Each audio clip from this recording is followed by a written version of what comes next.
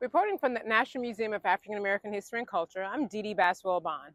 In March 2025, President Donald Trump issued an executive order he called Restoring Truth and Sanity in American History. Critics called Trump's audit of America's museums fascist, authoritarian, even unconstitutional. While direct presidential involvement is unusual, it's not unconstitutional. The Smithsonian is a federal institution created by Congress and funded by taxpayers. Under Article 2, the president must ensure federal agencies serve the public interest without promoting division.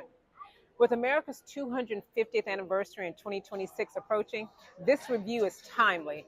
However, to many liberals, the audit feels a little bit like overreach because they've long dominated museum curation, even under Republican presidents. For example, at the National Museum of African American History and Culture, at its 2016 opening, Supreme Court Justice Clarence Thomas was mentioned only in the context of Anita Hill's allegations, while Hill received prominent attention, though an exhibit honoring Thomas was finally added by 2017. You may recall the Smithsonian's infamous chart labeling hard work, individualism, and the nuclear family and punctuality as whiteness, sparking backlash for reducing American values to racist stereotypes. Bias shows again in the upcoming American Women's History Museum. No surprise that digital exhibits celebrate biological men and women's sports as progress.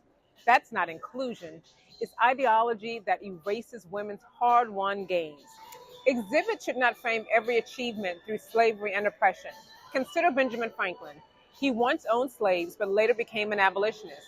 Yet the Smithsonian, rather than celebrating his abolitionist work, speculates that the assistant mentioned in his work may or may not have been an enslaved person. Consider John D. Rockefeller.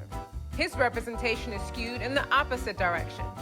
The museum would rather degrade him solely as a predatory capitalist, ignoring his dedication to funding access to education for African Americans. His support for a college dedicated to educating Black women was so significant that it was named in honor of his wife, Laura Spelman Rockefeller. Also, the fact that his philanthropy was rooted in his deep Christian faith is largely ignored.